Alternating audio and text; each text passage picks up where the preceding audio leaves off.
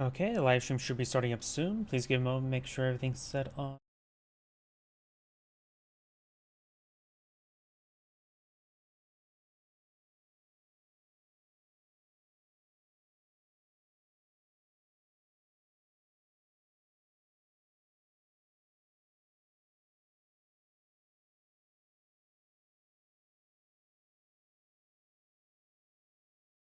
YouTube's going.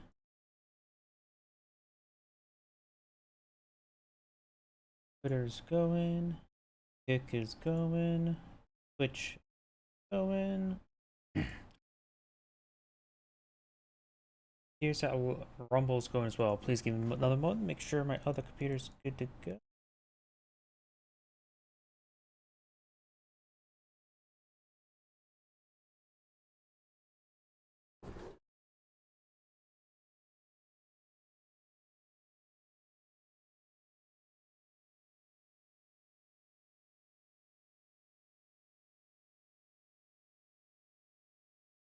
Looks like my other computer's going good. So let's go and get started. We have a handful of replays still in reserve, so let's start from the top.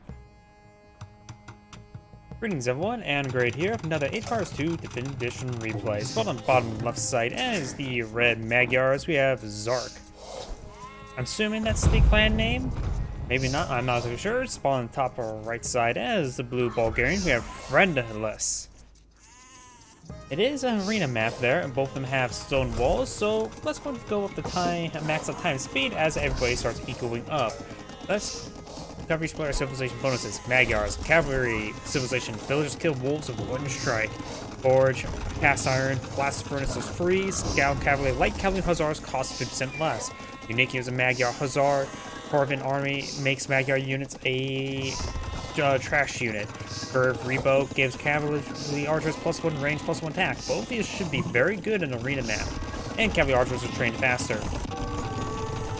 As speaking of which, looks like his opponent is eyeing to stop this long game. He does get a tower to plot field, has some villagers here. And let's cover his bonuses as he starts battering down a stone wall. His opponent could spend a bit of stone there to get it repaired up, but this tech guard tower is in the region. Load up to 3 villagers. He does get 3 units attack the wall there, maximum damage output on that single wall segment, and he does get a breach there. Villagers now making an advance. We got line and palisade walls here. Bulgarians, infantry and cavalry civilization, militia line upgrades are free. Town centers cost 50% less stone. Blacksmith and siege workshop tactics cost 50% less food. Can build cray posts. Unique units call next, a very stubborn infantry unit. Stirrups, cavalry attack 33% faster, and Baggins get militia line +5 armor. Blacksmiths work 80% faster. Okay, that's all good. Now let's take a look at this tower rush. Both players are in feudal age. We do have a blacksmith going up. Not sure. Looks like the town center is out of range. The guard tower, the watchtower is in a good range. Snipes the sheep there, denying that food to come, and now the town center is a bit farther. I think these villagers are ever so slightly out of range, which is good for red. Could advance forward for more. Oh, they're just gonna build some palisade walls there around his tower there to make sure it's a bit more resilient. And now it's going to take time to shank some houses. He could withdraw these villagers in this region to get them back and collecting resources. Right now, the villager count is 26, but that also means blue not only has invested more in this attack, but also has less gathering at the moment. And 5 villagers is a significant number right now. A little less than 20% of his villagers are on the front line, or behind the enemy's front line, because he's already went through the walls.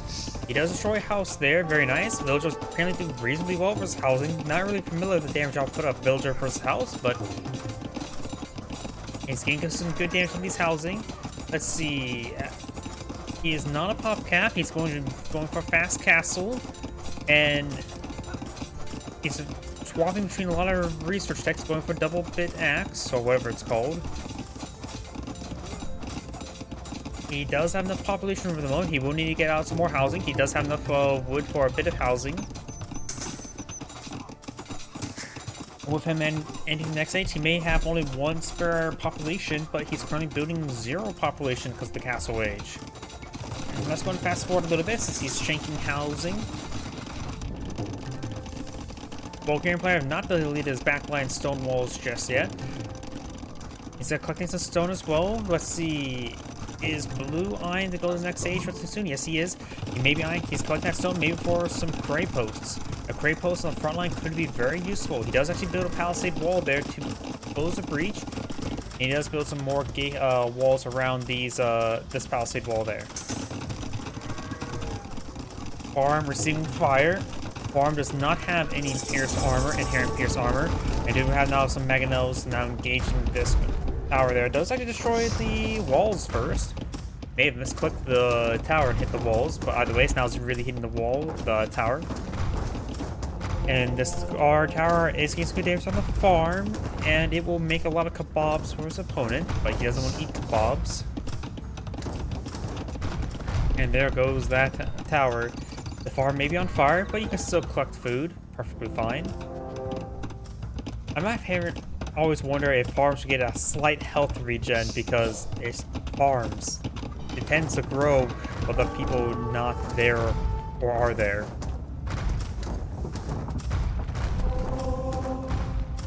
As you know, the towers seem a lot of fire. We've got the scouts engaging the scouts. Looks like the red scouts are winning. After all, red playing as the Magyars does get free melee attacks. So he does have access to a lot of good damage output on his scouts right now. You have a cray post deployed on field, very nice, and does find a volley onto that scout cavalry, taking it out. And now we're going to see perhaps a bit of a relic war. Do we have a monster going up? We see another town center going up for red. Blue has a monk, multiple monks on the field. He does have this relic camp. He may want to go for that relic sooner than the other ones, but now Blue's eyeing to pull out his own scout cavalry with the forge text research. They do have decent damage output of 7. Blue has not gotten any sort of forge tech, and scouts are resistant to conversion as well. Seeing the scout there, he has to be very careful. The scout cannot protect the monk. It is one shot away from death as well. Right now, red is eyeing for villagers and more monks of his own now. Blue right now is eyeing for villagers. He does get a third town center being built now. Blue is slightly behind the villagers because he does not have 3 town centers, but that advantage should be very small. And something I just remembered as well. There we go. I just wanted to view something. Palisade gate, the palisade wall slowly going down to these spearmen. They do poke that wall down. And we'll go ahead and take out those palisade walls as well. And as long as this bit of palisade wall stays alive for Blue, that does give him a bit of access to his opponent, because he can always delete that palisade wall there to advance on his opponent's base. Relic has been claimed here. Blue's claimed 1 relic so far. This relic has been claimed by red. And we've got these 2 relics making their way back, so Blue will claim for at least 3 relics. Red has claimed the last one.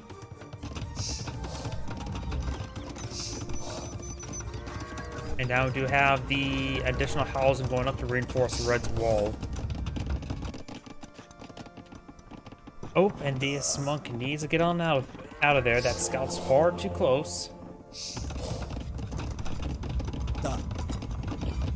We're going to fast forward a little bit because both sides looks like equaling up. Blue's going for more villagers in wheelbarrow. Red right now has 4 villager queues as well, so red will maintain great villager production. Now we've got a bunch of monks for Blue. All relics have been claimed. We've got 3 for Blue, 2 for red. Palisade wall right there does go down, and it's going to be reinforced with a house.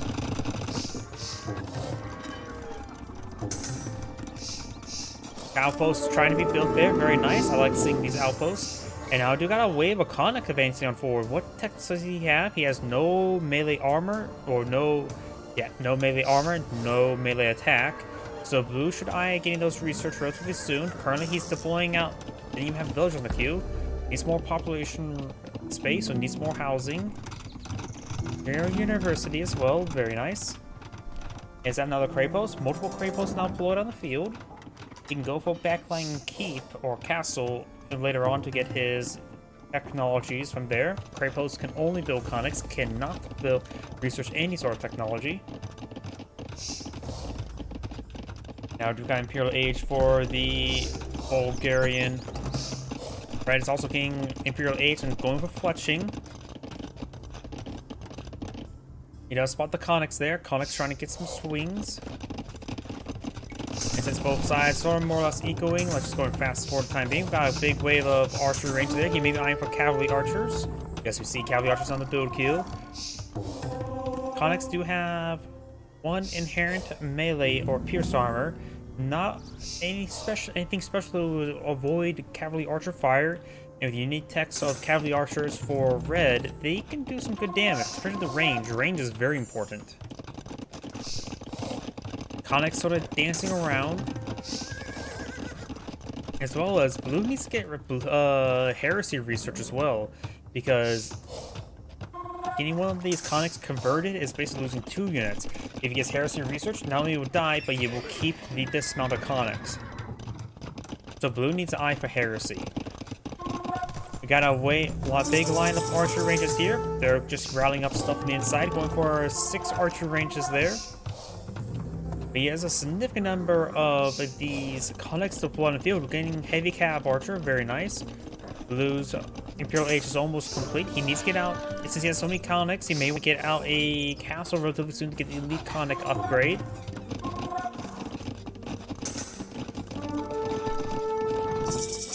And look how many outposts Blue has. He has a lot of outposts. I like that. They're relatively cheap. What, 25 wood, 5 stone? Scout does go down. Does Blue have any castle technologies? Masonry and Architect would be very useful for those cray posts. You can always get bombards, right? He can also get his own good cavalry archers as well, but they will be inferior to his opponents. Probably a good idea just for skirmishers. Where is that? Looking around a little bit too much. Heavy cav archers advancing on forward. They're at 10 damage. Does not have any armor research, which is important. And right now we do got a good amount of archer being researched on the Conics. I think he has all of his melee armor. Yes, or horse armor, I should say. Doesn't have his final blast forge technology. He could go for some infantry armor later on. Do we see a castle being strictly as out? He really should eye for the elite Conic upgrades. He has so many Conics. Not sure who generally wins in a fight between Conics and heavy cav archers, but does get his research there. They're up to 12 damage. H range. H range is significant. You can always reinforce with additional Magyar Hussars as a cheap unit as well. Could go for some extra castles there to get the production up and going, as well as defense. And with the prey post and the castle in this region, that should be a lot of defense. Red's going for a forward castle. He may want to get some scouts out to escort them, because right now that's far too exposed with pushing forward unescorted. He should know about that cray post, right? He knows about the cray post, but he does not know about the castle yet. We don't see even fletching even research here. So we just got fletching research right there. He does not cancel the castle just yet. A lot of these villagers are going down. Cavalry archer is trying to get some damage on him. He does not have thumb ring, but he does have ballistics and chemistry. Going for the castle now. We're seeing a bit of damage. Dismounted Conics don't, of course, receive any additional armor.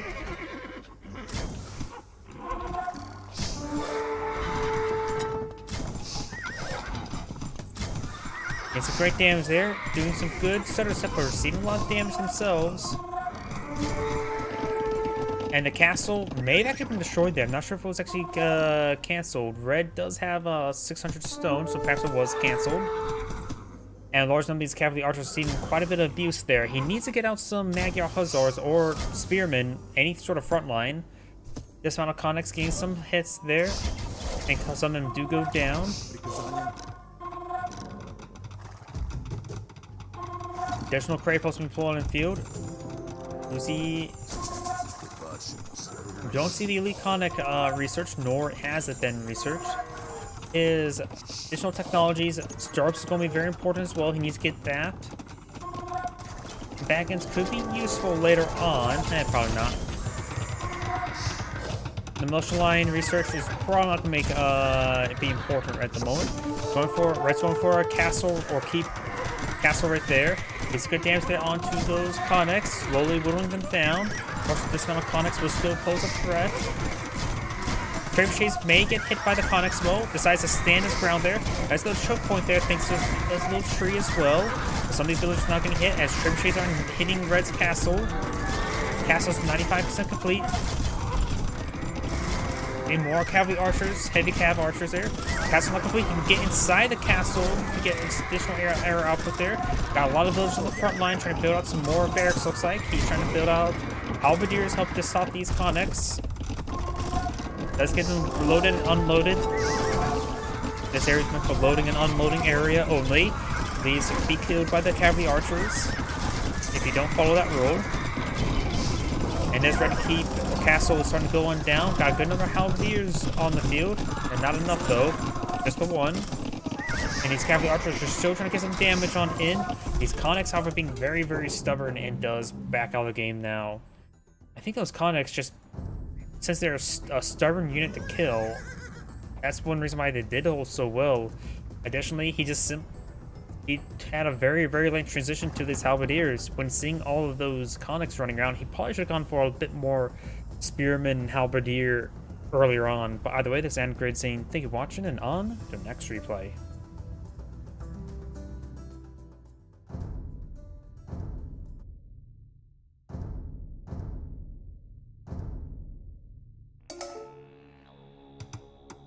Greetings everyone, Andgrid here with another Age of Empires 2 Definitive Edition replay. So on the bottom right side as the red Mongols, we have a foreign name. On the top left side as the blue Khmer, we have Ying Hua. I have no idea how to pronounce that. Let's cover each player's civilization bonuses. Mongols are pretty big fan favorite. They are cavalry archer civilization. Cavalry archers fire 25% faster, like cavalry hussars and steppe lancers get plus 30% hit points. Hunters work 40% faster. Unique units of Magadai, a cavalry archer that is slightly better than cavalry archers, while also being superior, does bonus damage versus siege units. Unique attacks, nomads, lost house, do not decrease headroom, drill, siege workshop units move 50% faster. You can have some pretty nice battery rams to accompany your forces. Team bonus, scouts, like cavalry and hussars, get plus 2 line of sight, making them even better at their job. Over here as the Khmer, we do have the Siege and Elephant Civilization. No building required to advance the next age or to unlock other buildings. Farmers don't require mills or town centers to drop all their food. The elephants move 10% faster. Villagers can garrison houses. Unique unit, Ballista Elephant, a mounted scorpion. Plus scores, battle elephants get plus 3 attack, double crossbow, scorpions fire 2 projectile. The second projectile is 50% strength of the original projectile. And team bonus, scorpions gets plus 1 range, which does make it so you can going for regular scorpions is different than going for mounted elephant scorpions, because the regular scorpions, whoops, sorry, I hit my microphone, has 8 range, and compared to the elephant version, which is 6 range, if I remember correctly. Of course, elephants are a bit more of a durable platform. Well, scorpions are not exactly a durable platform. We got red scouts trying to push away forward, trying to get some damage on in.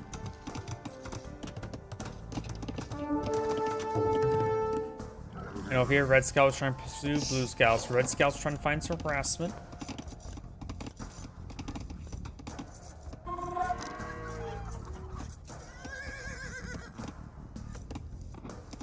And doesn't find any real harassment right there. Red scout is pursuing blue scout.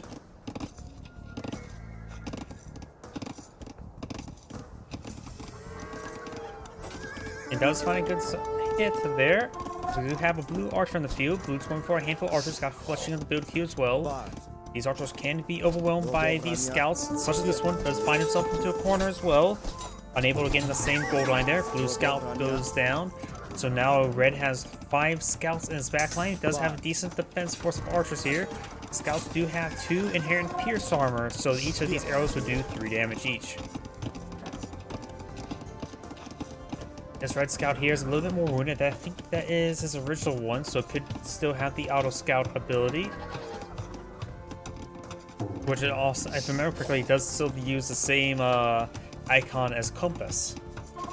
which I believe that was the name of that technology from the original Age of Empires 2. I think the compass used to, when you research at the market, allows to see your teammates' vision. That was not original. That was not originally a an ability that you had. You had to research the ability to see your teammates' vision. Honestly, I still like it not having that because a lot of team games rely on, well, teamwork, and that's just an unnecessary thing to deny teamwork.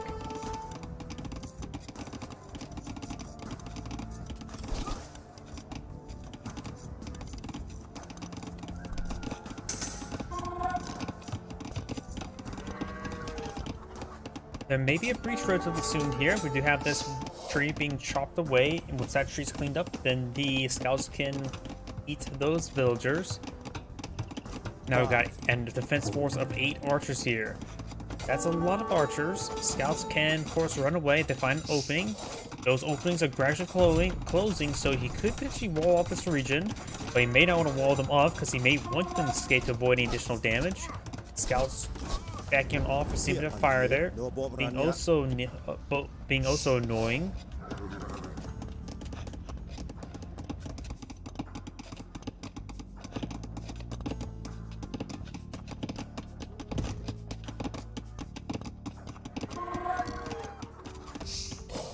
Skirmishers advancing forward, trying to find a good engagement. Going for Watchtower here.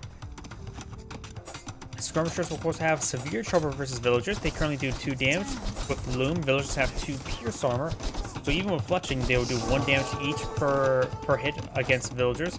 And that breach was created there, and now the scouts are in the villager lines.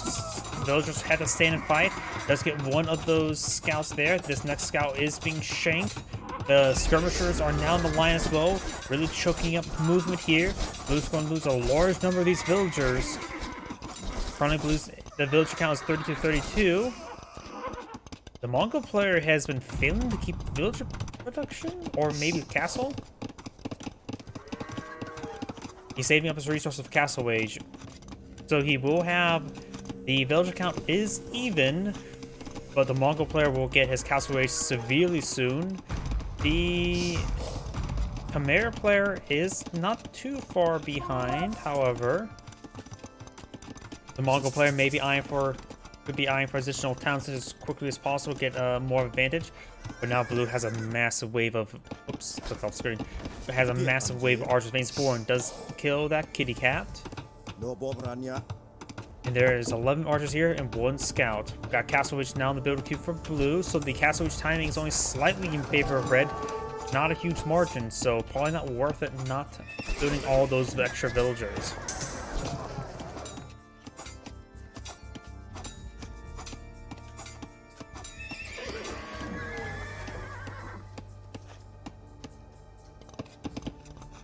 You have horse armor being researched for Red. He may be eyeing for a course like Cavalry has Steppe Lancer and or Knights. Got some more housing going up.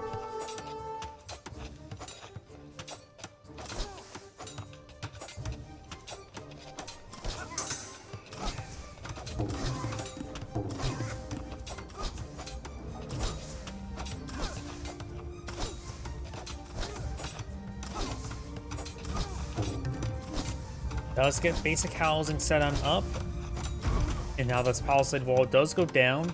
It will take a bit of time for these archers to deal with all this housing. They do have a lot of inherent pierce armor, more so than a single palisade wall. Additionally, all these houses do have more than 250 health.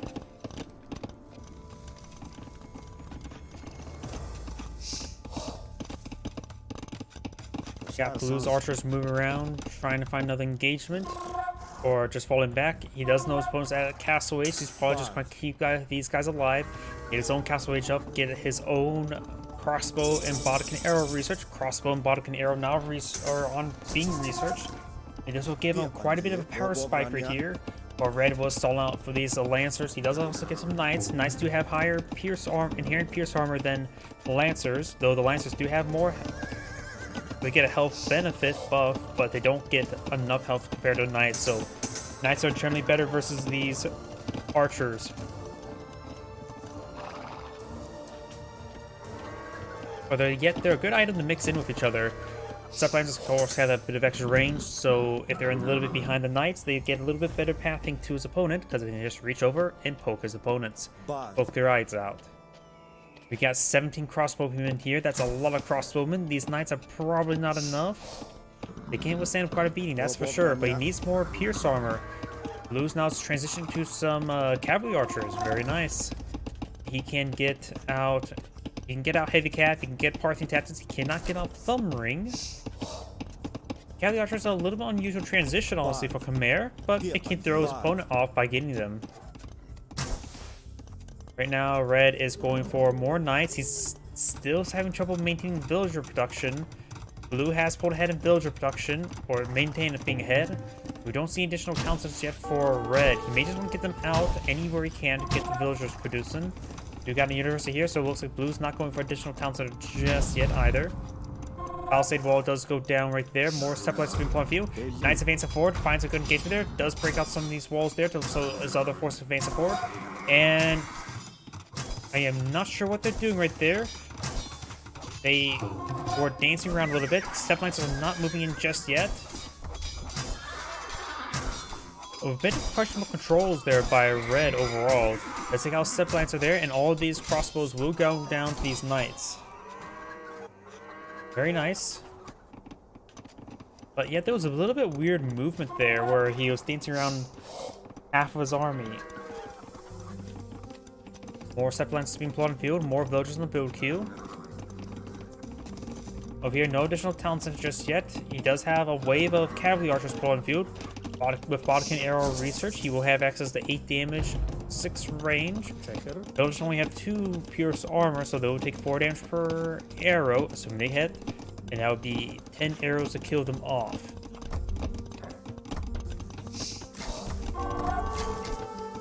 Does spot them there. Knights and Steplights advancing forward, trying to get some good damage onto this house. And we're breaking down this palisade wall, no problem. The double stack of attacks, that house is being built. With double stack attack, they can quickly break through a lot of stuff, able to focus it down. As they got palisade wall there, able to break into the villager line. Very, very nice. Some of these villagers will go down. These houses being built in the wrong location. It's location. Real estate 101. And he's currently having trouble with that. Cavalry archers focusing down these knights, but will receive a bit of fire there. Some of these steplines are moving around as well. Town center is fully garrisoned, so some exposed villagers underneath its overhangs. Those large avoiding. These are step lancers. They have, of course, less pierce armor and less health.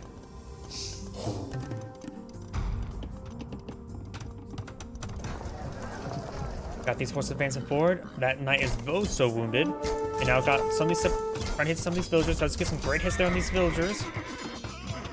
Large number of those villagers have gone down. Red's now ahead of villager, 46-39. These forces may try to make a breach there. They do have a good amount of damage output with those step lancers. Now going to be counterattacking, trying to deal with these cavalry archers. Scout over here. Try and camp that relic.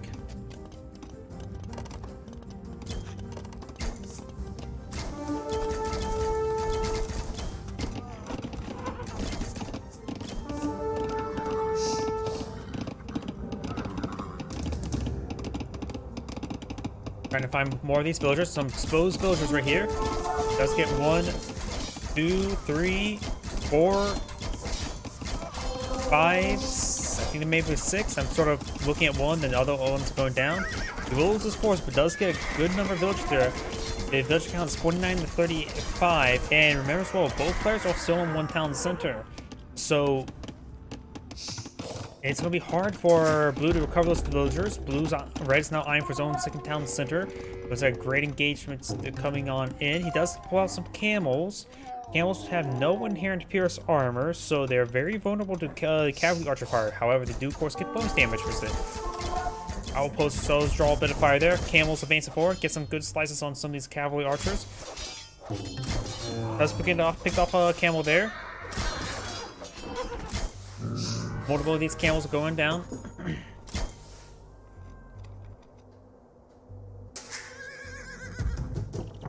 These cavalry archers are quite wounded there. Now we've got some scorpions being blown up by red when his opponent is Khmer, who's supposed to be blowing out scorpions. I thought I heard engagement over here. It's just a scout. He may have killed off, yep, he killed off a monk right there. He does receive a bit of fire there from these camels. We got multiple scorpions now being deployed on out. He does get some good damage there onto that camel.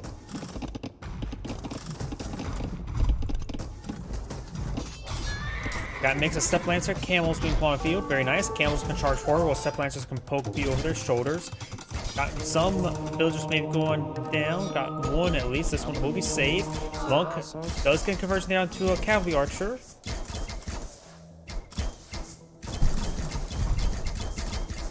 And sorry, I hit my microphone again. Camels, Steppe Lancer facing forward. Got some scorpions getting some good hits there. This scorpion could get another good hit himself. That's what is a really good line there. And not miss those lines. We had another town center being pulled up by blue. Red has a town center, but he's not currently utilizing it at the moment. He's building just more Steppe Lancers. We do now have red not blowing, getting wheelbarrow out. And now some of these cavalry archers will not go down. Took a bit of damage there. If blue has a monk somewhere, a lot of these cavalry archers need a lot of healing.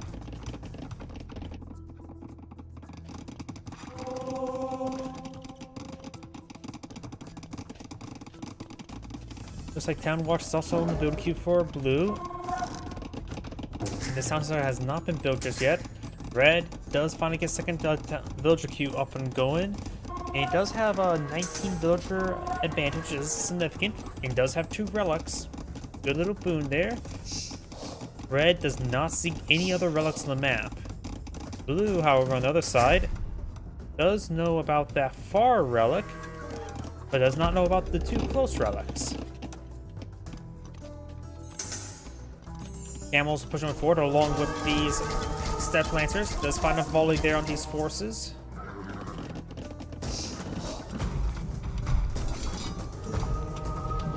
Trying to go for or does get conversion there. Does kill off that camel, however, with scorpions. Now red's eyeing for, or blue's eyeing for his own siege workshop. We have some knights bled out by blue now, and we've got these cavalry archers trying to find another breach, or create another breach there. Looks like one of the scorpions do go down, as some of these cavalry archers do go down as well. Steppe Lancers and camel trying to pursue the knights. Does spot the cavalry archers as well. And his outpost is starting to go on down. Scorpion receiving back fire there. Does fire a good couple of volleys there. Gains some good damage on these forces. And now that's going to hit a slice there with those scorpions. They are getting some great damage on these lines of units.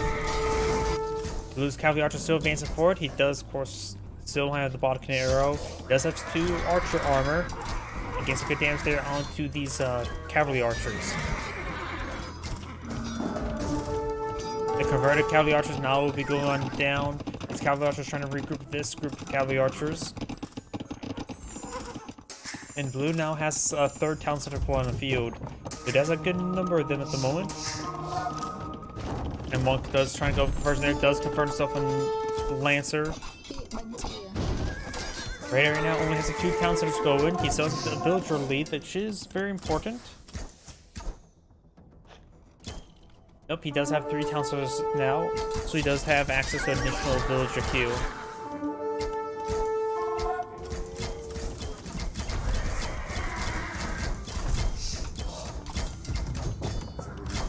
Camels and Lancers advance forward, trying to get some good damage here.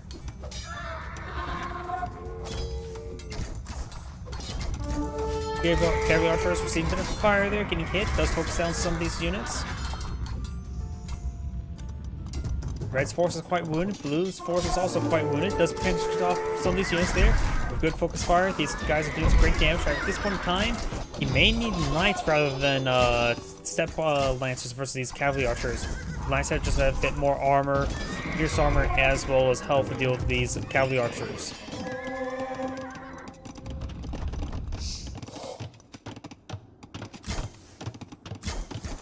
Once again, red is no longer building villagers. Blue's maintaining 2 villager production. Scorpion gains some damage there. And the camo does get some damage as well. Takes out one of those cavalry archers before going down. Over here, do have these camels and a 7 Knights Advanced Sword. Got Red's Village Advanced Sword eyeing for a keep somewhere right there. Mangonel's in the region. Did he destroy that? Okay, Red does still have his stone there. It was canceled, not destroyed. Camel's advancing forward, trying to get some damage there. The Mangonel does go down, now allowing these villagers to push on forward. Got a good number of Scorpions here. Blue has a significant number of villagers here idle. And is pulling out his own castle as well. Do have, I think, let's see, 14 villagers right there versus Blue's 11. So let's see, Red will get his castle much quicker. Red's castle is now up and going. Getting some good hits there on these Blue's villagers. Blue's villagers trying to build up his castle. Blue does castle in GG. This is great saying, thank you for watching. On to the next replay.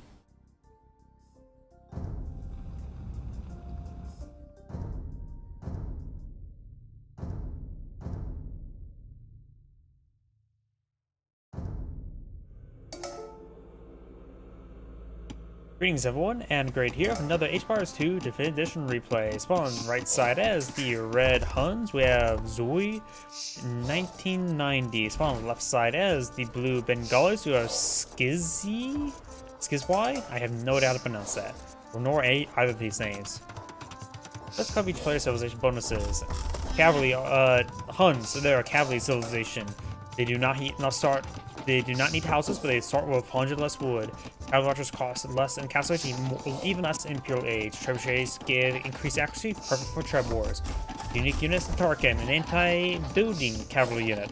Unique text, Marauders can create Tarkin's stables. Atheism, which is reduce the relic generation of resources by 50%, which could be useful, but generally not. Steamboat, stables work 20% faster. Blue. They are an Bengalis. They are elephant and naval civilization. Elephants receive 25% less bonus damage, so spears are less effective. Councils spawn 2 villagers when next age is researched. Important when going for Castle Age and Pillar Age. Plus, it's also pretty handy for Feudal Age and Castle Age also as well. Additional 4 villagers never hurt. Cavalry gets +2 attack versus skirmishers. Ships. Don't worry about ships. Monks get +3/+2 armor. Unique unit, Rata. That is a chariot that can act as a cavalry archer / cavalry. Attacks Pakis, Rats, and elephants attacks 20% faster, and Mahayananas. Those and monks take 10% less population space. So trade units not important. You got a bit of harassment there. Red does have a good number of scouts here. 4 scouts at the moment. Blue's 3 scouts now counter-attacking. Still trying to build some of these walls there. Do got a spearman here to get some pokes. Does not fully warm that area just yet. And these red scouts are advanced forward, trying to get some damage there onto the spearman. Does lose one of his scouts there.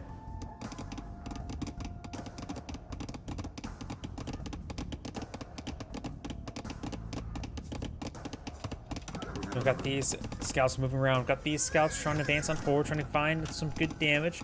Does get this wall complete right there. This wall has been started, not fully complete yet. And Red Spearman is advancing forward, trying to get some damage here. Will be focused on by the other scouts.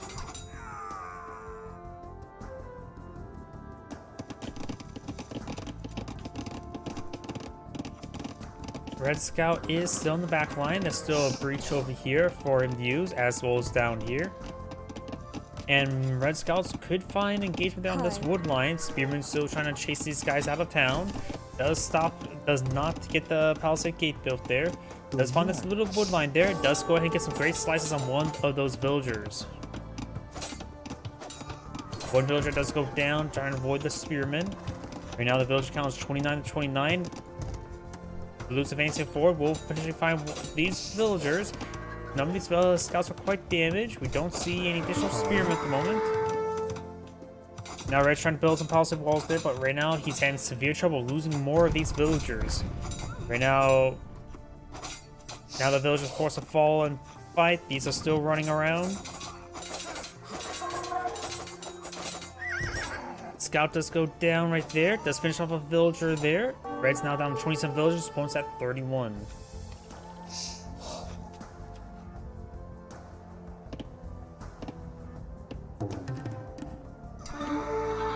Finds a kill there on that scout.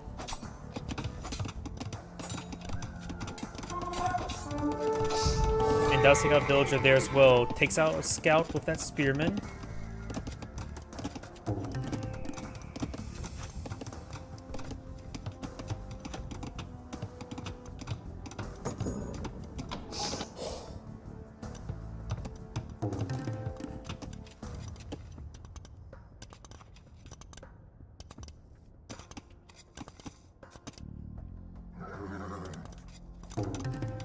Red Scout's still moving around.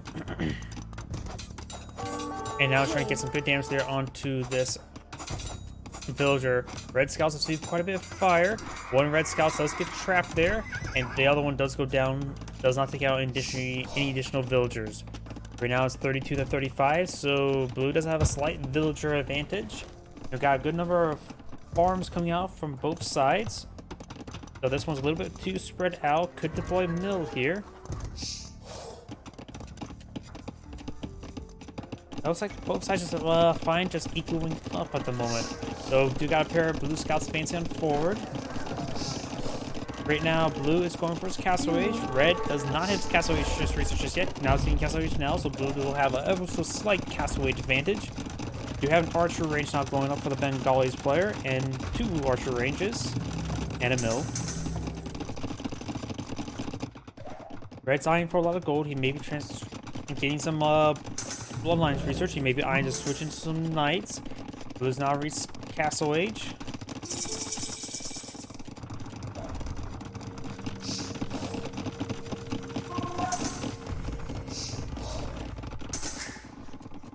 And now looks like he's actually transitioned to cavalry archers, not knights. So that is my oversight.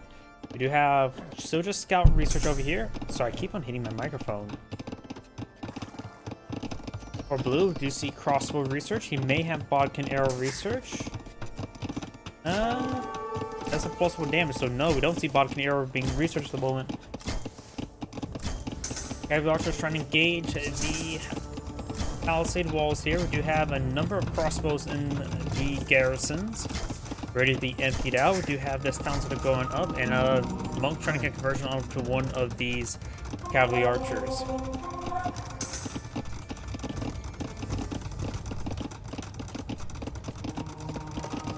Trying to get a conversion on one of these cavalry archers again, but was not successful.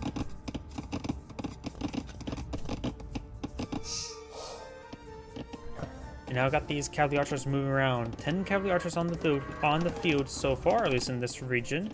Blue's spearmen advancing on forward as well.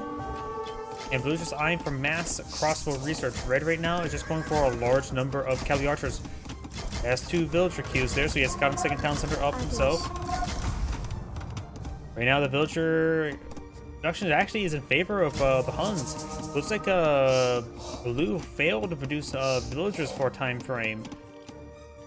And Bengalis got additional villagers upon aging up as well, so he should have bound to spawn 2 villagers when the next age is reached. So I think blue really skimped out on villager production by accident. We do now have a university here, researching ballistics, very nice. Monks trying to get some conversions here, forcing back these cavalry archers. Right now, Red is going for more cavalry archers. Does not have ballistics, does not king. Is able to get thumb ring Parthian tactics eventually, if he ever gets them researched. And yep, he can. Oh, he can't get at the final level of archer armor, which actually is a bit problematic. That archer armor does, of course, give 2 additional pierce armor. Along with Parthian tactic, you can get some really resilient cavalry archers and deal with other archers.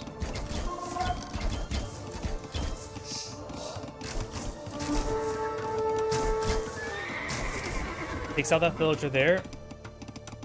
Don't see thumb ring being researched. We are seeing ballistics being researched. Blue right now is. Oops, I hit the Windows button. Blue right now is going just for more crossbows, more villagers. As long as this cavalry is in this region, he's unable to attack. So red can keep his opponent crowded home in this base in order to keep his infrastructure up and live and running. We do have a good number of breaches here for red to exploit, but of course a town center will pose a bit of a problem. Blue has deployed out some monks as well. He's trying to use them defensively. All relics are still on the map. Spearman, there's a red spearman there. Red has not deployed out any monastery just yet. May want I want to get out a, what's it called? To get out some monks to capture those relics. Let's get a good hit there. Another cavalry archer does go down. Villager goes down for blue. And red has pulled out ahead in villager production. He's at 71 versus 60. He does have 3 villager queues. Blue does have 3 villager queues as well. And now these cavalry archers are trying to find another opening. They could create one. There may be an opening right here. It's hard for me to tell.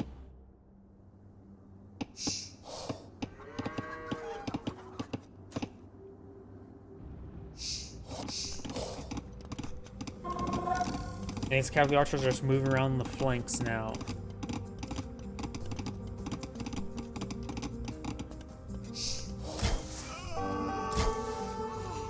These good hits there on those villagers.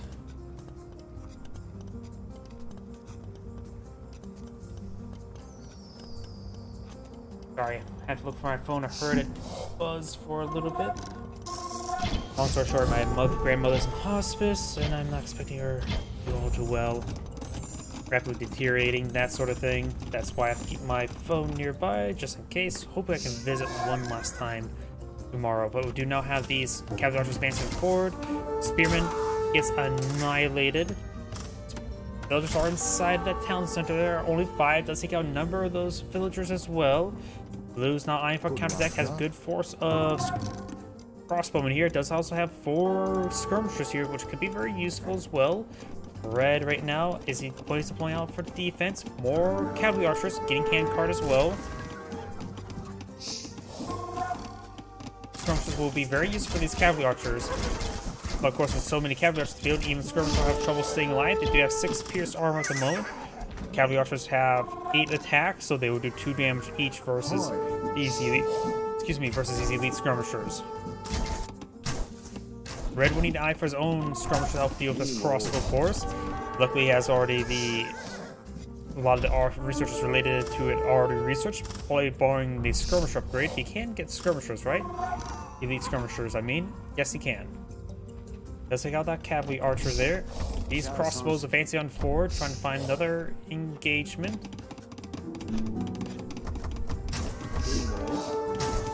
He will lose some of these cavalry archers right now. At this point in time, the cavalry archers only have 2 pierced armor. That cavalry archer received pretty nasty volley there.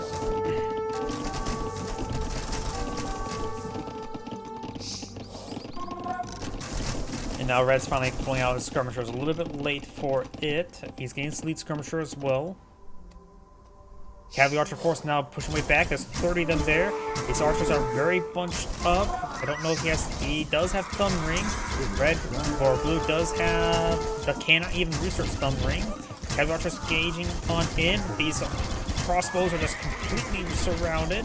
Seeing a lot of arrows from all sides and spears.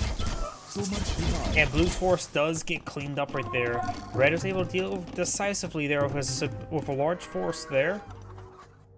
Does have a good number of skirmishers here, as well as a pair of mangonels. Mangonels could do some serious work. Finds an excellent volley there, getting some great splash damage. Does get a small splash there. Mangonel does go down. No splash hit there.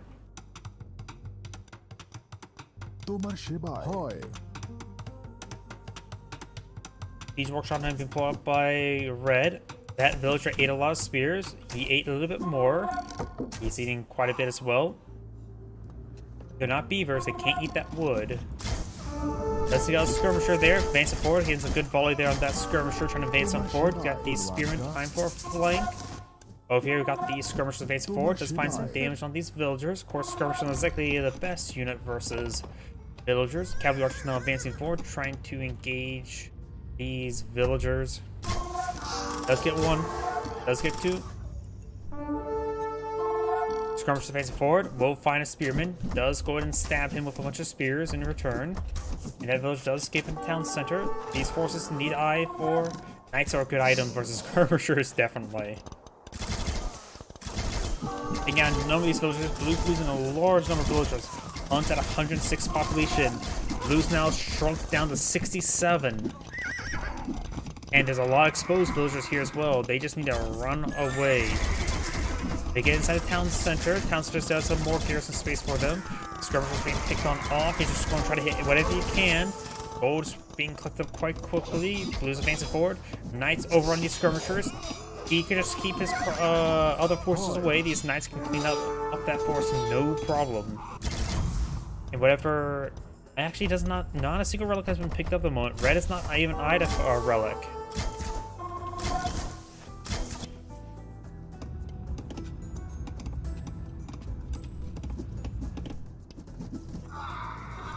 Does get a good hit there.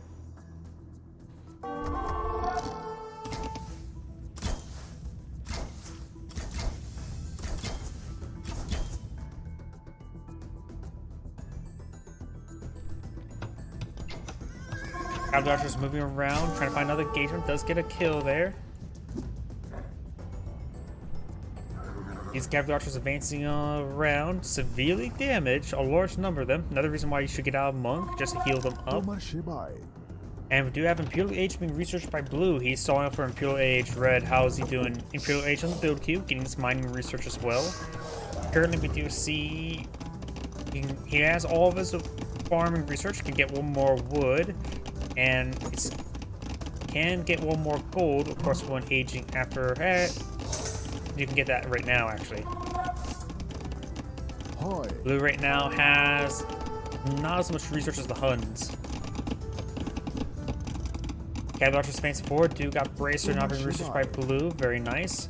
That'd be greatly helpful with these skirmishers to fight off these head cavalry and soon to be heavy cav. Nice being pulled on the field. We got scouts here as well. He's going for light cavalry research now. He can get a light cavalry, he can get hussars, and up to paladin as well. Nice charging forward, trying to get some damage over here. Let's take out a knight. And as well, if there was navy here, we could see the Dromos. Can't get, that's something they got buffed with in the Roman expansion. You know how the knights advance forward, trying to overrun these skirmishers. And looks like Blue does get cast in GG. This is Anagrade saying, thank you for watching on the next replay. And before I get started with the next replay, I do need to use the restroom. Please give me one moment.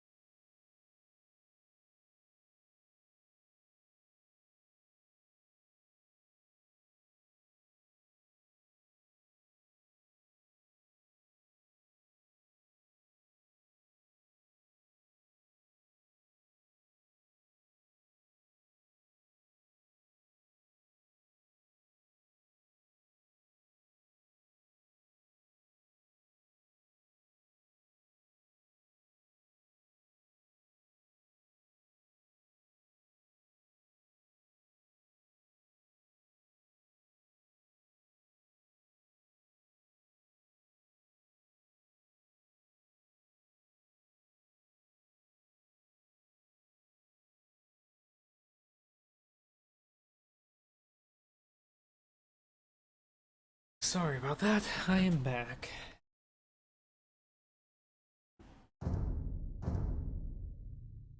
I had some replays involving the Romans. I'm really curious how the Romans are playing out. Sorry, I want to cast the Romans. I have not cast a replay with the Romans yet. It's been a long time since they've been out. Greetings everyone, and Great here. Another Age of Empires 2 Definitive Edition replay. As well on the top left side as the Red Khmer, we have Zukar 75. On bottom right side as the Blue Romans, we have Rays. Let's go and cover each player's civilization bonuses. Khmer, Siege, and Elephant Civilization. No buildings required to advance next stage. Farmers don't require mills or towns to drop off food. Battle elephants move faster. Villagers can garrison elephants. Ballista elephants are mounted scorpions. Tusk scores, battle elephants get +2 attack. Double crossbows give ballista elephants and scorpions 2 projectiles. As a projectile is 50% strength. And of course, scorpions get +1 range. So it does actually. Scorpions do have a bit more range and cheaper than the scorpion elephants. So it's still a good idea to mix in your scorpions. Romans. Let's see what they have. Romans.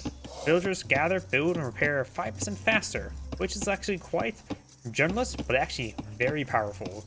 Galley line and drones get +1/+1 armor, but there's no navy here. Don't worry about that. Infantry receive double effects from blacksmith armor upgrades. They do only get the 2 levels there, so it does give them a slight advantage, but the primary is a resource decrease and able to get basically all their blacksmith researches in cast wage. Scorpions cost 6% less gold and benefit from ballistics research. 6% less gold is actually significant. Unique unit, Centurion. It is a unique cavalry, replaces the not replaces. It is the castle technology, while legionary is infantry. I'm not sure what happened, but he lost his scout. Legionary is a unique upgrade for the militia line. Replaces the two-handed swordsman, right? Not the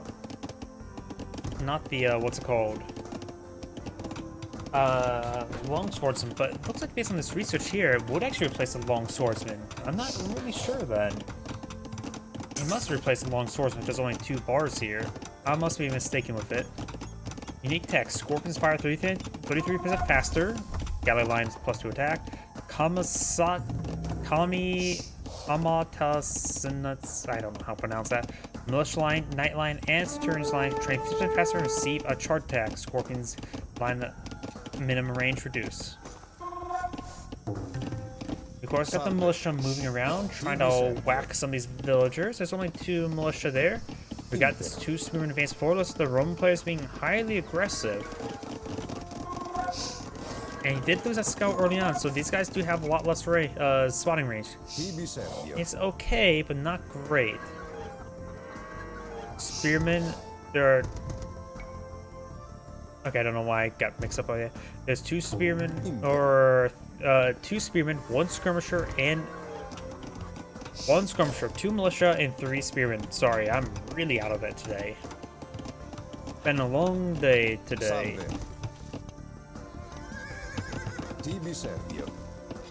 We do have these forces push way forward, trying to find some sort of harassment. We do have these villagers. They could... that was really poor pathing there. He could have really closed that gap there, locked them both in. And, oh yeah, Khmer can garrison inside these housing, which is being very useful there. That's why you built this housing there, to throw those people inside, to keep them nice and safe. You're gonna build housing, might as well build it right next to a berry bush. Just reach out your window and pluck one and eat it. Of course, you still need to send a force out there to maybe board it up inside their homes, but nothing will stop them from burning down the entire homes. After all, while vampires can't enter somebody's home without permission, these guys don't really care about if there's a home remaining. You have these village now being passed back onto the berries. We got the scout moving around. Scout or spearman advancing on forward. We got a big line of militia, or not militia, scouts there. I'm getting all my words mixed up. Jeez. And this is not going to go great with these scouts. There's still a good number of spearmen here. The spearmen may have gone down. Yeah, the spearmen's gone down. The militia and skirmish still remains. This spearman's still here as well. So he does win. Does lose a couple of scouts there. Does lose that. Blue does lose his army there. And I do have archer spearman composition now being pulled out by blue. And villagers, of course. Red is now eyeing for a counterattack. He's building out his own scout, skirmisher, and archer. These spearmen do not get any pokes there. He does have a good defensive force for go along with these archers. Spearmen try to get a poke there. Skirmisher find a couple of volleys. With the high ground damage bonus there, blue can do some great damage to these skirmishers. Scouts trying to move around, trying to find engagement on these archers. And we got more skirmishers now being put out by red. So it looks like going for skirmisher scout composition. Trying to deal with these various forces with the skirmishers. And once these spearmen go down, then the scouts can rush in and take out the rest of these archers and skirmisher. Did I say skirmisher or spearmen the entire time? Ugh. Scouts and skirmishers moving around. Spearmen eventually could find a game goal there. Does lose one of those spearmen. He does manage to fall back to the town center. Looks like blue is on to pull out a big wave of scouts there. He has one queued up, two more, or one in the garrison, two queued up.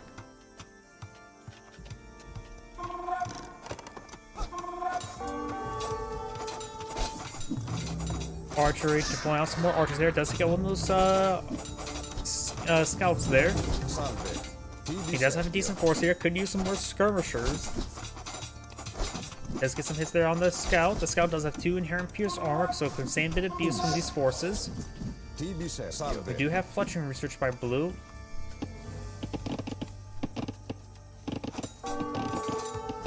And now red's going to try to be a bit of a homewrecker, hacking down that house.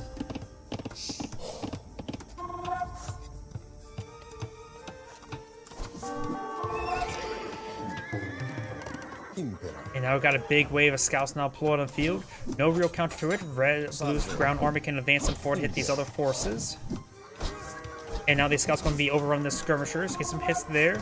Blue's force is quite bad and bruised, but overall I think he has a good composition overall. Good stand to get another spearman or two. Do now bloodlines being researched. Blue is not getting any more villagers at the moment. Bit of an oversight there. This game wheelbarrow. Red is at pop cap. Another oversight. They do got a couple more housing to pull on the field rapidly. Blue scouts push way forward. Got big scout fight there, but overall blue won. Takes out 2 of red scouts there, taking minimal damage in return as well. Red's archer could get hacked apart. Let's take that one out. These scouts are pushed too far forward, needs to fall back. Grand with the 2 inherent pierce armor, these skirmishers will only do 1 damage each. Red's now eyeing for another line of archers and scouts on the build, all of them which are in the build queue. Scouts advance more, trying some good damage here. Let's find a volley there. Okay, so one of Blue's archers there. Scouts push way forward, trying to get some good engagement.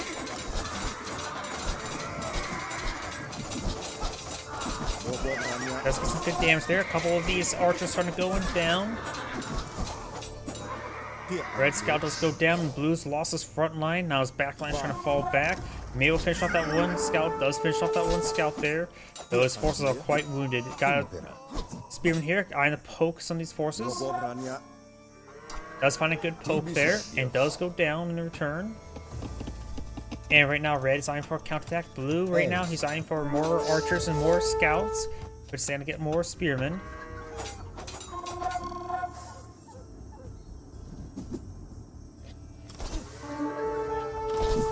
Blue scouts trying to overrun red scouts. A lot of red scouts are also wounded. One does go down, another one goes down. The third one, fourth one does go down there. Red's front line is disintegrating. He's down to mostly skirmishers and archers. Blue's additional scouts being put on the field and overrun these archers now. Those are higher threat than the skirmishers. Gains some great damage there. Grant these archers are getting high ground damage. Gains some extra bonus damage there. Does take another archer. He's off another skirmisher there. All this remaining force does have a bit more health, but can still pass run down one of the skirmishers, but he does not.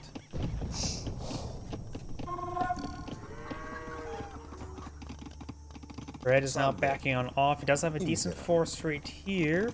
Red's regrouping on the high ground.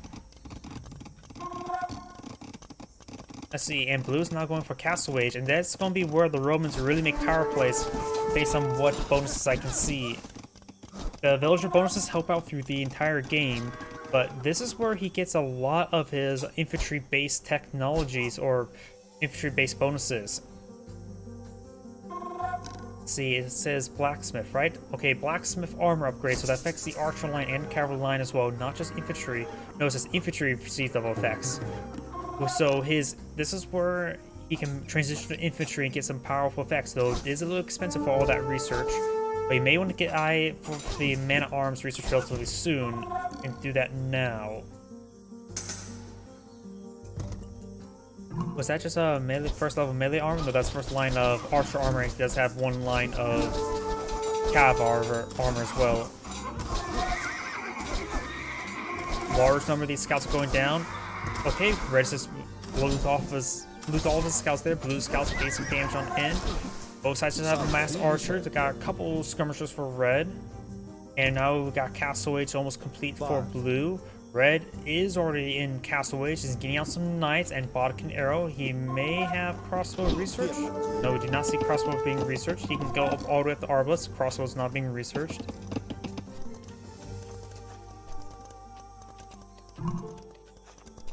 And now the Roman player is at Castle Age. Let's see what he's transitioned to. Knights, reliable, getting knight armor as well. So far, it's not really made much of these benefits. The villager benefits still, of course, good and constant. Knights will be very useful. Crossbows are up to 7 damage, 1 hack and pierce armor, 7 range. Scout getting some damage on end. Knights do have 3 pierce armor, so the crossbows will do 4 damage per bolt. And he's got perhaps another line of horse archer. He just actually got that research, so now these guys up to 4 armor. They can withstand a bit more damage, 3 damage per arrow, and 120 health. They can withstand quite a bit of beating there. Got Blue's Archer's Knights forward, no crossbow being researched. He can get only a crossbow, not Arbalest. He can get up Bodkin Arrow as well. He's using these archers to help support his knight engagement, trying to, if he picks off his opponent's knights first, then his knights can reign supreme.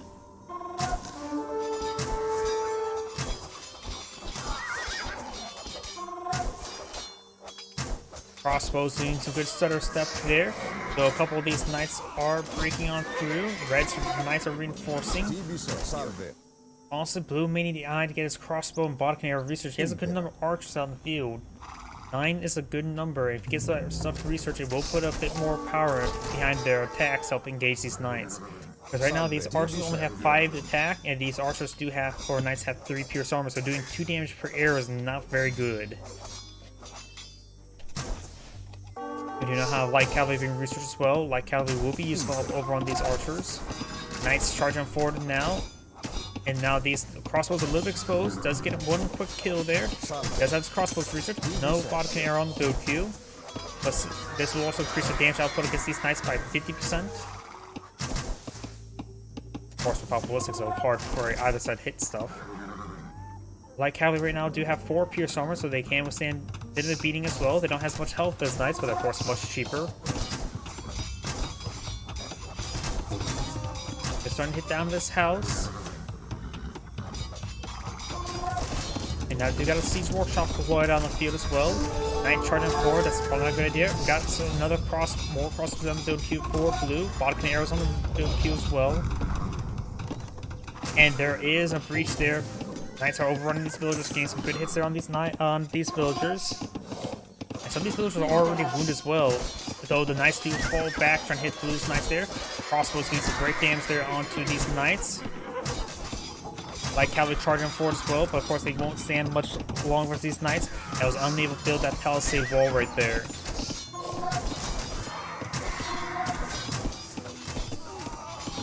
Blue's trying to lose some of these villagers right now. Blue has 60 villagers, opponents at 54, so Blue does have a slight village advantage. I don't want to say you can lose some, but you don't want to lose any.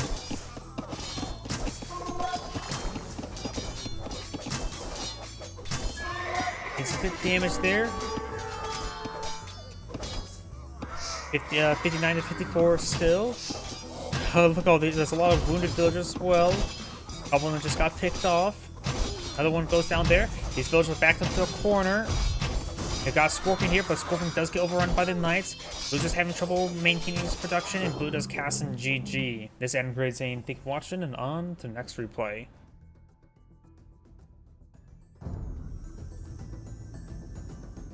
I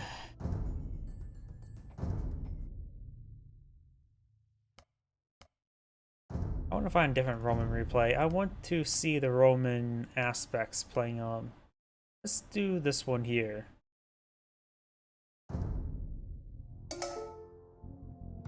Greetings everyone, and Great here from another HPowers 2 Definitive Edition replay. Spawn on the bottom right, or just the right side as the red Romans, we have a foreign name. On the left side as the blue Bulgarians, we have overtaken. See here, a lot of these piggies are scouting out quite nicely. Red's piggies are not really being pushed out all too much. He actually has not found this group of pigs, which actually is a bit important, nor these pigs. So Red has actually not found a lot of his piggies. Let's find this piggy, though this pig is a little bit mean and dead. Let's go over each player's civilization bonuses. Romans, they are an infantry civilization. Villagers gather, build, and repair 5% faster. Massive, powerful, but basic bonuses. Galley line Dromos, +1/+1 armor, not important because there's no water on this map. Infantry see double effects on blacksmith armor upgrades, which can give them a little bit extra power, actually quite a bit of extra power in Castle Age, small bit of power in Imperial Age. Scorpions cost 60% gold and benefits from ballistics. Unique units is Centurion, a general-based unit that's given aura to improve nearby infantry units. Legionary, a alternative upgrade to the long swordsman. Unique text: ballistas and scorpions fire 13% faster. Almatasans, militia line, night line, and centurions train 50% faster and receive a charge attack. Now I do got a man-at-arms rush against the Bulgarians. He does have access to militia line upgrade is free. That's why Bulgarians tend to go for a militia rush, because you get the free man-at-arms research instantly when you get feudal age. Town centers cost 50% less stone. Blacksmith siege workshop technology costs 50% less. Can build Krabos. Unique unit. Onyx, a very stubborn infantry cavalry unit. Stirrups, cavalry attacks 50% faster. Baggins, militia line gets +5 armor. Team bonus, blacksmith's work 80% faster. You know as well, they do also get all the infantry upgrades as well, so you have some very durable men-at-arms, or should I say, two-handed swordsmen. They don't go up to two-handed swordsmen, not champions. Palisade wall trying under siege, we've seen a bit of fire there. Got the spearmen and more reinforcing man-at-arms pushing forward. The Roman players eyeing for scouts for defense. Palisade walls receive a bit of damage. Now those have these villagers now engaging the spearmen. Spearmen will have 3 attack, and they don't do all too well versus villagers. However, there's a guy with a sword there ready to stab them. So he can be shanked himself by the villagers. Spearman does get shanked by a bunch of angry villagers with knives.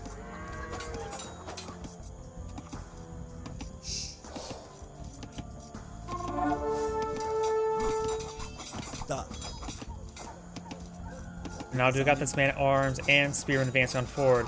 We got a good hit there onto those man-at-arms, so those man-at-arms do get cleaned up by these scouts, but look how damaged those scouts are. I would say throw those wounded scouts into the town center to get some health regen, because you wouldn't be, they're not going to be aggressive with them. They're going to disintegrate even to villagers.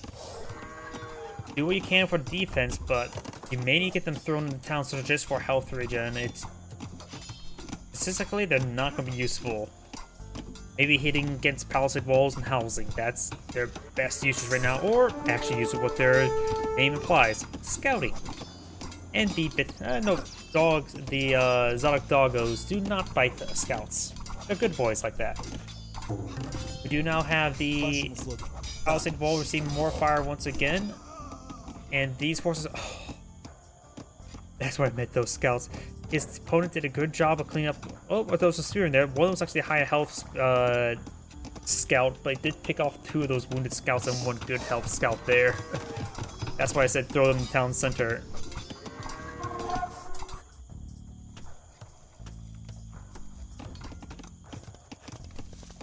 Oh, we do got a breach here. Villagers, they can try just shanking him. Yep, that man-at-arms is severely wounded. And the villagers, of course, a little bit, they're good for, they can defend themselves versus spearmen. And the man-at-arms down to 2 health, and so 1 stab, and he's dead. Go for the throat, villagers. most of the saying? Both eyes, Chica? Was Chica? That was Mass Effect. And well since last played that game. We have these scouts receiving a bit of fire there. Scouts getting hit by the spearmen. One of these scouts do go down. Single archer here. Mostly picked off the man-at-arms, picked off one of the spearmen as well. These scouts are falling on back. Blues are signing for more village production. Nowhere near full walling. Red's doing a good job of walling his stuff in. Very nice. I suppose since Blue was on the aggressive most of the game, he doesn't have to worry about walls as too much.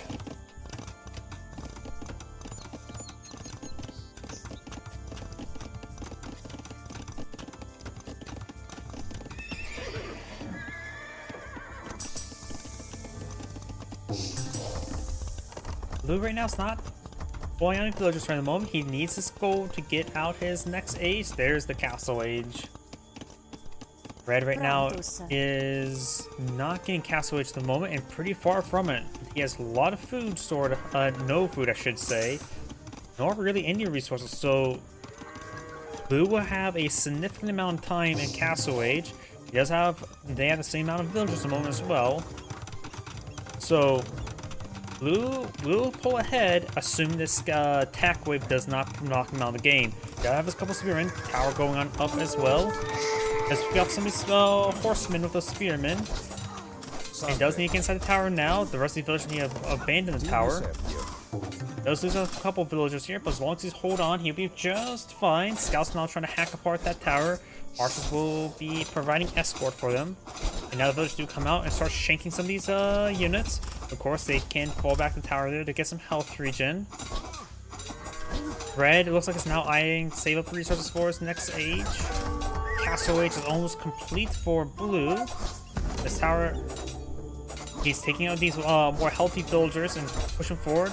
Scouts pushing way forward as well, able to do enough damage with his villagers there to allow his scouts to more successfully go in.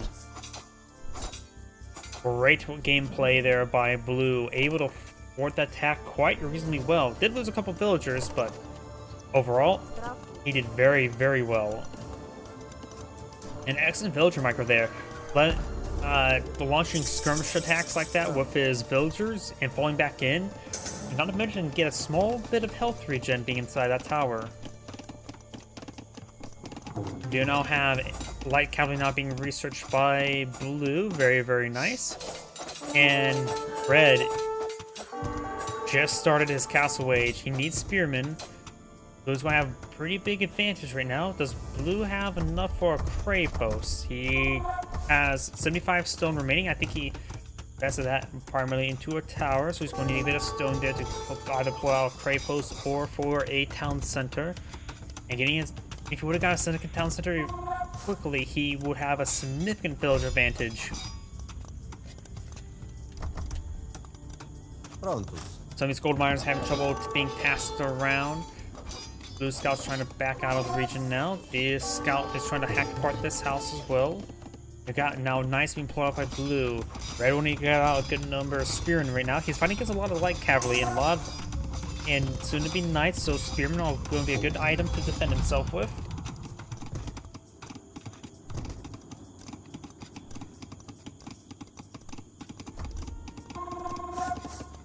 Is there a breach there? Nope, there's no breach there. There is a vertical wall right there, which are much better than horizontal walls. After all, walls need to be straight up, not lying on side.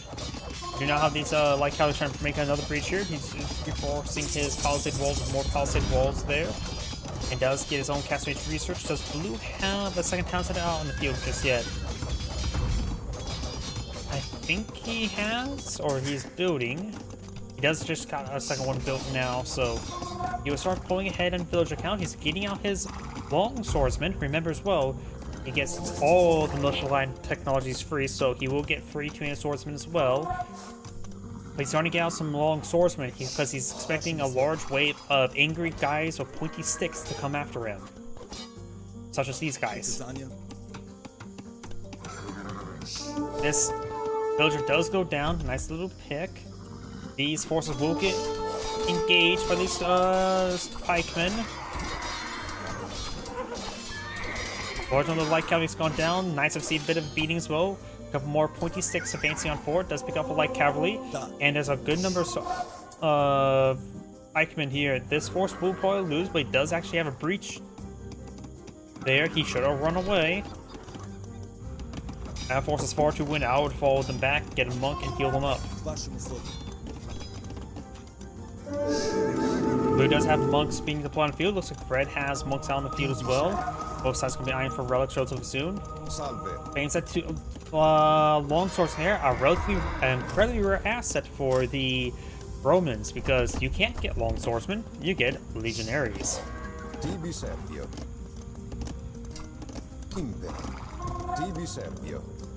Apparently they do keep the same voice lines.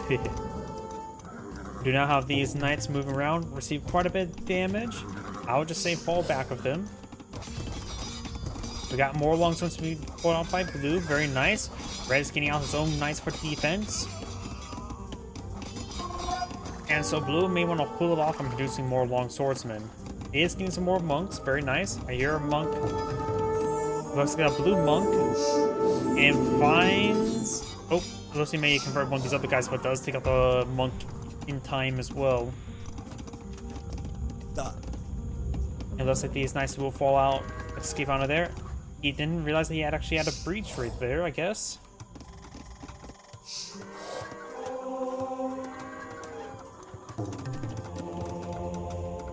Red's knights advancing forward. We got some blue knights here. We'll find some guys with pointy angry sticks. The long swordsman may want to just attack these guys. He should do very well versus these pikemen.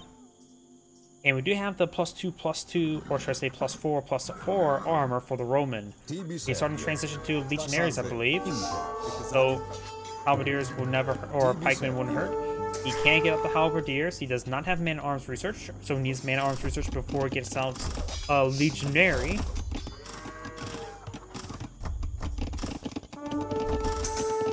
Knight does go down right there. And his other knights should be able to focus on this knight, no problem. We hear a monk here trying to get himself a free knight. He does not get that knight at the moment.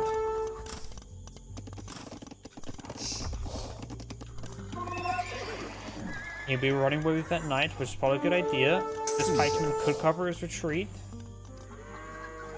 We got a couple knights who came for this relic, severely wounded, but alive.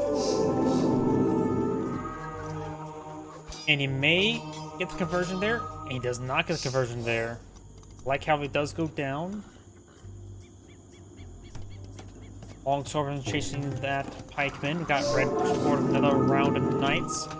Now the other man-at-arms research for red. He's and as well as squire. He's eyeing for units to engage. Does get some knights converted.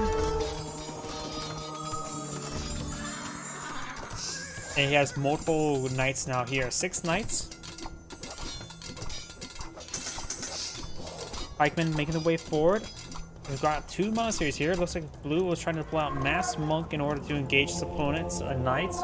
But now with the long swords, more long swords, more light cavalry. But soon we do have.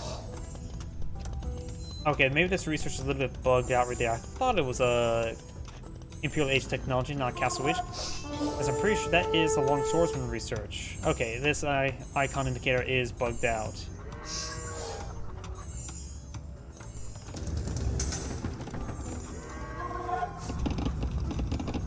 Because to me, this looks like it is a replacement for long swordsman, not a replacement for two-handed swordsman. I thought that was the case, but this made me second guess it. So now I can get long swordsman. You have to go to the next age to get out his legionaries.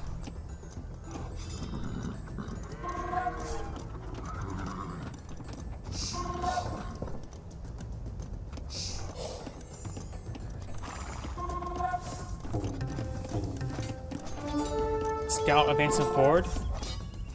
Yeah, great kill there onto that monk, and he will escape on out of there. Light cavalry in pursuit. And he's light cavalry charging forward. Got a number of long swordsmen here. Right now they have 5/5 armor, 10 attack. Salve.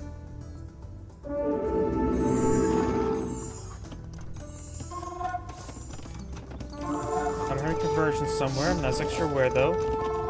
Up north, we got these knights still camping that relic. Looks like Red's monks trying to get a conversion off. Blue's going to transition to mass monk. I'm not so sure how effective that is versus long swordsman. They tend to be in larger numbers of knights, but they are slower. Does get one of the long swordsmen converted there. Very nice. Now it's trying to spread out the conversions there. Now got his knights advancing forward. He's pulled back these monks. Something I see quite a bit of damage there. Make it inside the town center. Does get inside the town center there. Battering ram's not being pulled on the field. Iron the batter down the blacksmith. Blue has his own long swordsman advancing him forward.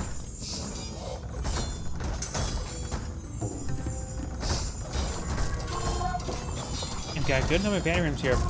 They do break through that blacksmith. Now they're onto some housing. They're a bit of a homewrecker. Got some stables now being the next target. More some long swordsmen. Light cavalry research being pulled up by Red. Blue's eyeing for just a big wave of long swordsmen. So the stable's not important at the moment, at least for him. At the moment, we got more monks being pulled on the field. He does not have redemption here to convert those battering rams.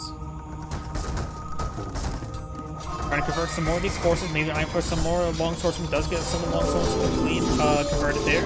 Knights and monks are now taking out these battering rams. Taking this last stable, though the last stable may go down.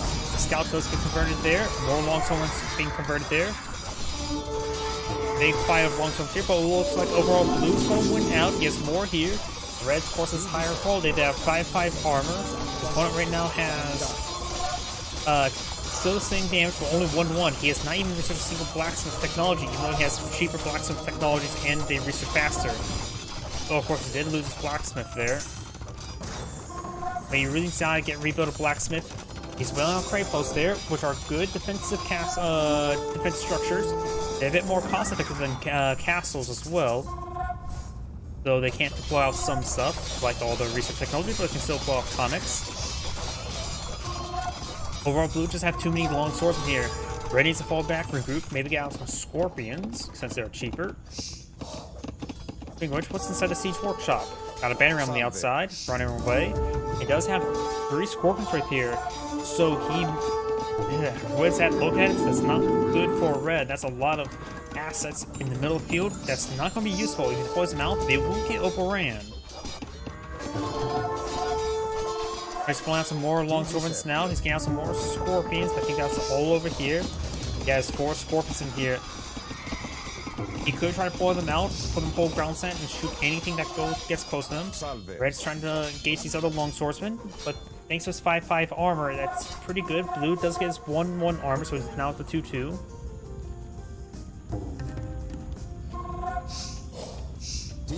Right now, Red just needs to take time to regroup, so gets out some more of these long swordsmen.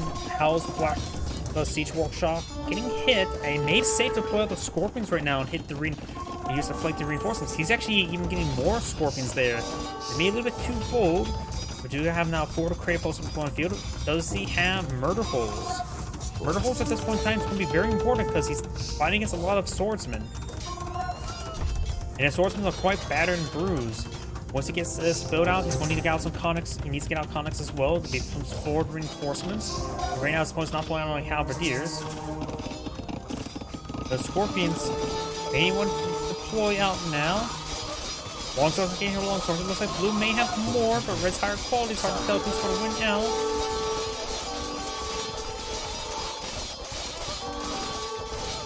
And it looks like Red is winning out. He may have more in general. Red's now eyeing for a forward castle himself. May want to eye for some backline siege workshops to get out a battering ram or 2. Going for a line of housing there, as well as more other defenses. I think this area is almost completely walled. Yeah, I think that area is not completely walled in. Nope, he didn't actually build this palisade wall there to actually get it constructing, so it's not walled in. And gets those scorpions now on the field. Now he has a massive force of scorpions to support out his forces. And we'll be able to protect this castle there. Some of these villagers are starting going down. Castle's at 85%. He still has a good number of villagers in this area. Or, not really a good number, honestly. But still has a couple of them building there, and these rest ones are actually walled in, so this castle will go up. But right now, it's a castle here. He needs to get out a centurion to support these long swordsmen. He's also getting Arson research as well. He has Scorpions here, but they're getting overrun by these long swordsmen. Over here, now got multiple crate posts being put on field. He's going to hit the wood line. Does abandon the wood line. He has plenty of wood over here. Collect it. As well as a bit of buybacks there. That should be delicious. Red's now pulling out some battery rams here. The siege workshop's still alive, so these siege workshops will get pull out some battery rams to help engage town centers and the crate post. He needs perhaps to pull. Yeah, it does have some conics here. Conics are relatively quick spawning, and it should do reasonably well versus these long swordsmen. They won't do bad. They won't do good. They'll just do. Yeah, they'll actually do good. And stat-wise, not sure about cost effectiveness. I forget the exact cost for both off the top of my head at this moment in time. Some of these battery rams are going down. Plus now gauging, plus since they're so stubborn, their dismounted units will still be reasonably well effective in this engagement. He does, of course, benefit from the infantry armor and the blacksmith armor as well. And he does have only one level upgrade of horse armor.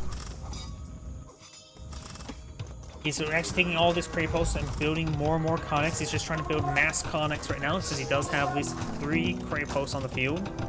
Granted, 2 of them are near his opponent's base, but they're cavalry, they can move faster. Battery ram is poking at these radishes, or cabbages. Oh great, not cabbages, not that joke again. I just remember Avatar: The Last Airbender. Why cabbages? We got a outpost here, very nice. That helps him spot anything that comes around, like all these long swordsmen trying to destroy that outpost. Down south, we got a wood line here. Blues are collecting gold nearby. The conics could score themselves a lot of free villagers to kill there. He knows about it, he knows about the castle. Best hit that castle now. What is going on there? We do have housing back here. Why is our housing back there? We got generals, however. Generals right now do have 2/3 inherent armor. They have +1 armor as well. And blues now advanced to Imperial Age. Very, very nice. That could give him some advantages. Crate posts are getting overrun by the long swordsman. And the red. And looks like red resigned. Having trouble with the crate post, had trouble with field control, unable to harass his opponent. And I think the conics were a bit too much. I guess he needed to mix in more spearmen. And with the Imperial Age there, I don't think he had enough resources to get his own Imperial Age up anytime soon. Yep. Had plenty of gold though. This is Great saying, thank you for watching, and on to the next replay. Probably have time for one more replay for tonight. I'm getting a little bit exhausted. And let's pick out something, a matchup we don't usually see. We already cast some Khmer today. You know, let's just do Portuguese versus Romans. Greetings everyone, and Great here, another 8 Hearts 2 Definitive Edition replay. Spawn on the top right side as the red Portuguese, we have Archcast. Spawn on the bottom left side as the blue Romans, we have nobody. Nobody important, I guess, eh? Let's cover each player's civilization bonuses. Portuguese, they are naval and gunpowder civilization. All units cost 20% less gold. 4 years generate wood additional to food. Don't need more ships and can build Federitas. Imperial Age. Unique units of organ gun. So a unit I'm really a big fan of. Unique text, care, not important. And arquebus. Gunpowders fire more accurately. Team bonus, technology research 25% faster. Over here, the Romans. Infantry civilization. Villagers gather, build, repair 5% faster. Very powerful, but generalist upgrade. Gallon Drummel is not important. Infantry receives double the effect from blacksmith armor upgrades. So he will have much more powerful Castle Age long swordsman and slightly improved units in the Imperial Age. Scorpions cost 6% less gold and benefit ballistics research. Unique unit Centurion, a general style unit that provides an aura to improve nearby legionaries and long swordsmen, and militia man-arms if you ever have that combination. Unique text and legionaries, alternate to the two-hand swordsman line. Unique text. Ballista, Scorpions fire 33 times faster.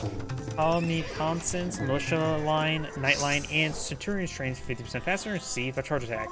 And Scorpion attack reduce minimum range. Looks like Blue's now eyeing for a bit of scouting. Aggressive scouting. A force recon, if you will. House going on up.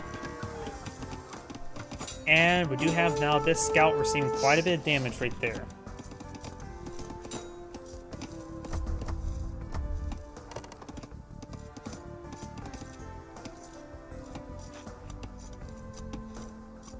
The Spearman does get a poke there.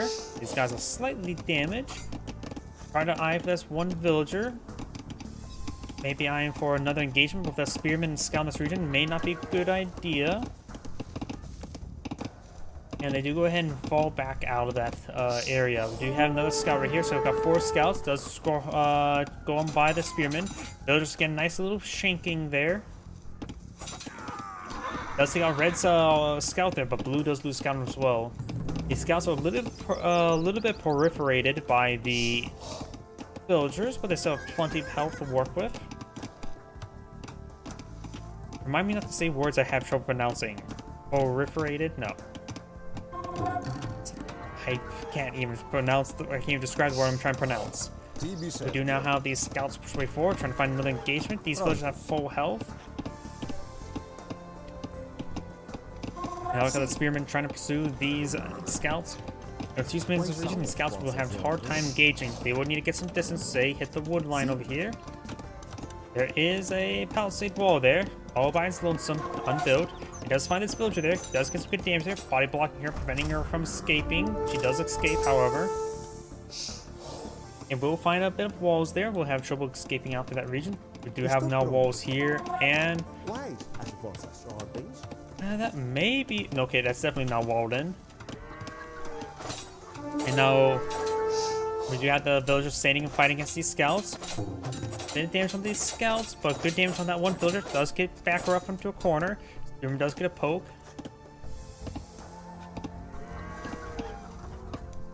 Impera. Yes. Oh, looks like there may have been a pause there. And does lose a scout there. These scouts do see a bit of fire. I think that pause made him lose what's her focus on these scouts. So he forgot to micro the scouts off that pause there. We have this villager receive a bit of fire there, but these scouts are quite... Let's see if I say that word right. Proliferate. I should really trust. I really shouldn't need. I should really look up that word before trying to use it.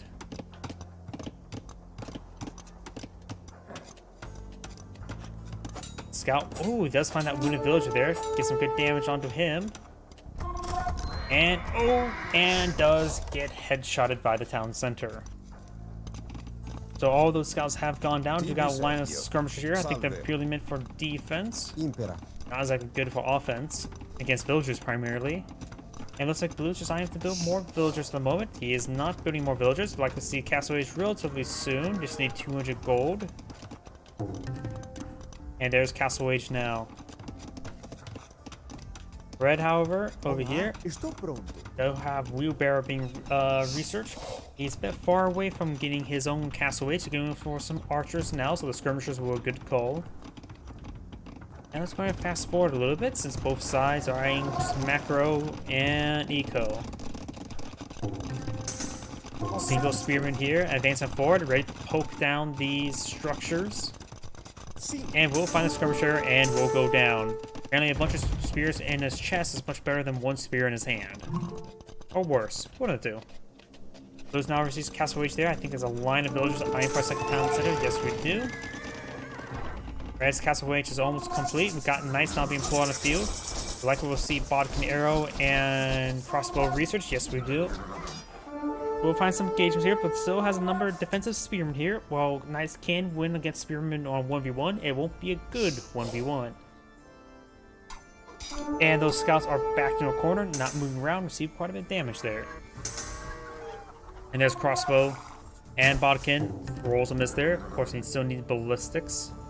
And I do have pikemen research as well. Looks like red is eyeing for a good number of pikemen, just in case against all of these knights. So pikemen research is a good idea.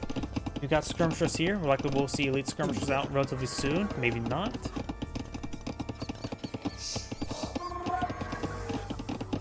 Now this Spearman advancing forward. Does find a good kill there on those skirmishers. They do only have 5 range. These crossbows do have 7 range. And now we do have some pikemen being forced forward on out. Zodiac Doggo does go down.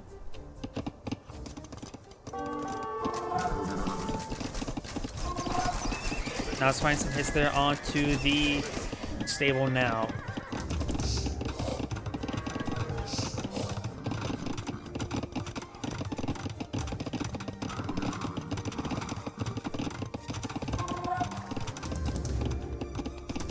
Siege Workshop now deployed on the field. Salve. Crossbow and pikemen rotating around trying to find engagement. We do now have the wheelbarrow being researched, as well as more scorpions. Roman's on an eye to get out his scorpions, as well as some more knights. Scorpions should be very useful versus these crossbows and spearmen. Yeah, husbandry as well.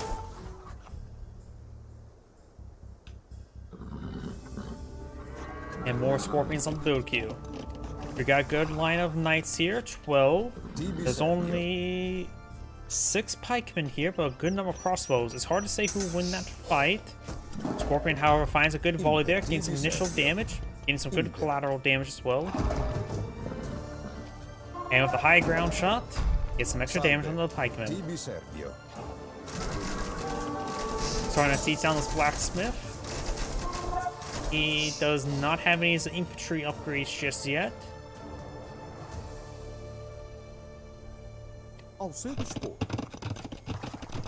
Pikeman roaming around. Blue maybe eyeing to counterattack with his knights.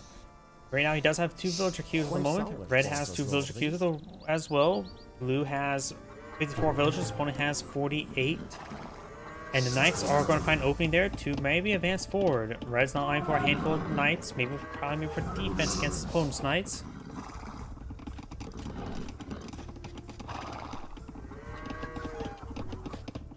And these knights are going to advance on forward. Red's going to be pushing forward as well, but when these knights start hitting this area, it could get a number of kills. Is there a breach? There is no breach there at the moment. We're going to be focusing on this house. We'll get a lot of damage on the house right there. Now Red has to either choose to push forward or fall back. Right now he's standing there, a little bit not a good idea to do one. I have to do one or the other. If you don't do either, you're going to be in a worse position. It's time to push forward now. We do have some units on the Siege Workshop. And another Scorpion there. Skirmishers are here for defense, but not a whole lot of them. Nor are they upgraded, and does find a breach there. Now the knights are breaking on through. Does actually pull back with halberds. It's actually good at bringing back the counter unit at least. Crossbows can go forward and hit other things. Looks like these scorpions have gone down. I'm not sure where the other ones may have went. Knights advancing forward, trying to get some good damage over here. Being pursued by some pikemen. These group of knights are not largely pursued. Focusing on some of these individual pikemen. Crossbowmen's moving around, trying to find another engagement. He has been the wood line there to get this wood line there. Does have 3 town centers up and going. Blue does. Red at the moment only has the 2 town centers, looks like. And now we've got these pikemen now engaging these knights in a general move order forward, not attack move, so they're taking a lot of free hits there. That ain't good. He could have got some serious damage there, but caught no damage there. Crossbows advance forward. We'll find the stone line there unprotected. We'll get some of these villagers. We'll get a lot of villagers. Blue does have a superior number of villagers at the moment. These knights, however, are overrunning Red's villager line, so both sides are going to lose a massive number of villagers. Red's defense here has collapsed. He's going to need out more pikemen. Over here, Blue has lost a good number of villagers, trying to deploy out a additional town center there to keep his gold line secure. That'll be 4 town centers. Right now, the Roman player does have 70 villagers versus opponent's 54. Trying to make an escape there. We'll take out another villager. Not sure where Red's defense in this region does have 5 pikemen somewhere. Over here, town center will go up. Scorpions gain some damage onto these forces. Looks like the knights have gone down. And that's a blue battering ram. Ready to batter down those crossbowmen, apparently. And it could be at least decent for drawing fire from the crossbowmen if his opponent's not paying attention. See. Crossbowmen backing on off. Ao seu dispor.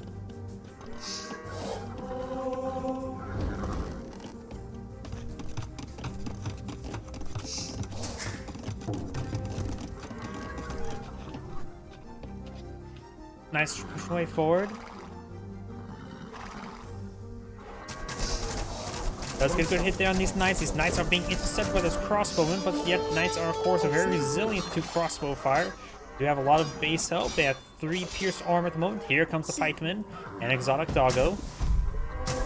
Scorpion does find some good hits there. Even gets some good hits on the crossbows. Finds a kill on the crossbow before going down. Exotic doggo will not go down just yet.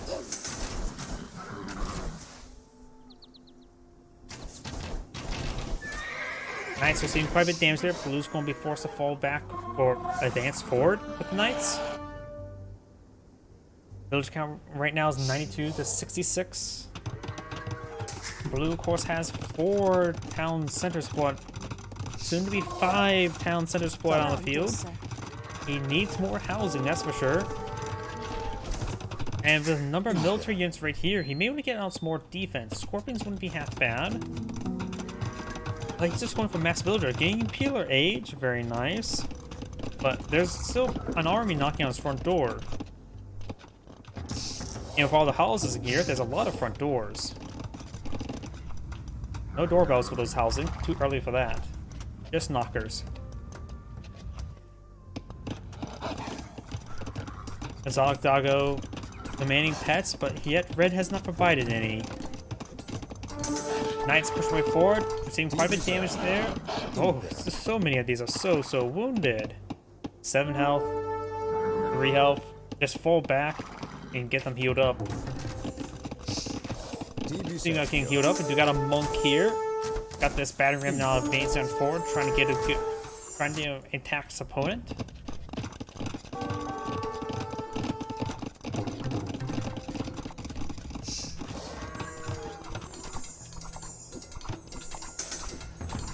Barracks now seeing a bit of damage from these pikemen.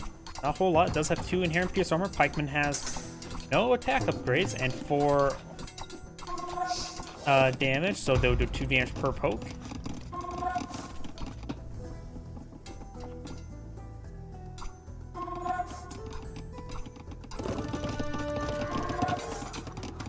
Got a Exotic Doggo, gain some damage there, but looks like he will take down the Exotic Doggo.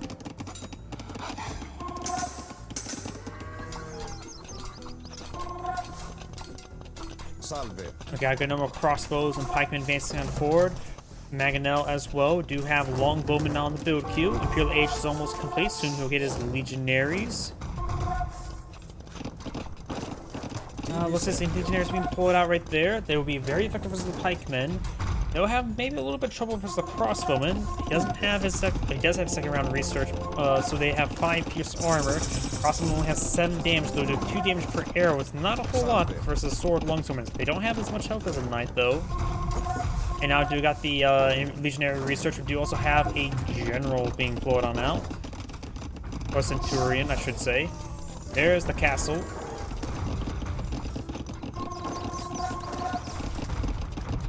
Legionary research now on the way. He's trying to hold out for that. He has lost his knights. And they're not in the castle there to get healed up. Does take out whatever horse-based unit that was. Getting blast fours with research as well. Trying to fully kit out these legionaries before they send them off to battle. You may want to get in a scattered formation against that Mangonel. Not sure what Red can see at the moment. Red's going for his Imperial Age as well. Red does not see the legionaries. He may not be aware of them just yet. But he's probably assuming it's going to be a counterattack of, say, scorpions. And probably it's a good idea this opponent will eventually transition to long swordsmen, or should I say, into legionaries relatively soon. Chemistry not being researched, he can't hold back. Here he comes. And some of these longswords just need to be targeted onto that Mangonel. Mangonel, however, is not hitting any of these legionaries and will get overran. Got a couple monks here. Mangonel's find a decent hit there. Monks overrunning. Does kill off. Does get one legionaries converted. Legionaries advance at 4. Do have 6/6 armor and 14 damage. Now do have a purely age for the Portuguese player. You could go for Federica if he so chooses at this age and time. And that's the town center over there. Pushing way forward. Legionaries advance forward, trying to overrun these crossbows. He may have Arbalest being researched. He's getting murder holes, which is actually a good idea since he's fighting against the Legionary, Mass Legionary. Then you can upgrade then you can get the castle garrison with a large number of crossbows as well. He can't get fully upgraded Arbalests. And he's getting more crossbows, getting bracer and chemistry. That'll help him great with the damage output there. He does have now murder holes research. He's losing the front line. Actually, no, he does not. He does not have ballistics research. There's another important technology. And he may have to deny chemistry, which actually is going to be very important. He needs that extra damage. Does take up the university there. Needs to get that university built as soon as possible. Legionary space forward. They have the 6 pierce armor versus 8 damage. They'll still do 2 damage per arrow. So taking out that university before chemistry is complete will reduce the damage output of these crossbowmen by 50%. He's now getting Arbalest research. A number of these villagers are going down. Red does have 110 villagers. He has to get a Federica to replace his lost villagers. Won't be as efficient, but does provide the city amount of income for every resource, including gold, which he may be denied in the future. Does have this gold being collected though. Monk trying to get a conversion out there. Does get a legionary of his own. Townsend now seems to fire there. Arbalest research now on the way. Right now, Red's having trouble with remaxing. He has 4 villager queues. He's getting thumb ring as well. He needs more archer ranges. Townsend now overrunning some of this area here. Does have good. With that pierce armor there, the town center will do minimal damage. More legionaries being streamed on in. Red just simply did not have enough production structures. Now has Arbalests on the field, which are very important. They do have 9 damage, so they do 3 damage each. Without chemistry, they'll still take a pretty sizable damage hit. As you can see, the town center there, which will give a good number of arrows, but overall, less damage output since it's lower damage for the primary arrow. Housing starting going down as well. More Arbalests on the field too. Trying to hit these legionaries now. Now he's getting some good hits there onto these legionaries. They do have, of course, excellent range at 8 range versus the legionaries, of course, 0 range.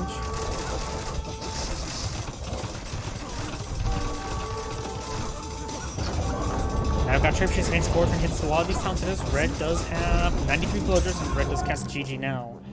And that's what happens if you don't have enough production structures. You simply just get overran. As Andrew saying, thank you for watching, and on to the next replay. So as I mentioned beforehand, that's going to be my last replay for tonight. I am exhausted right now. It was a long day. So everyone, thank you for watching. Have a good evening and get some good rest.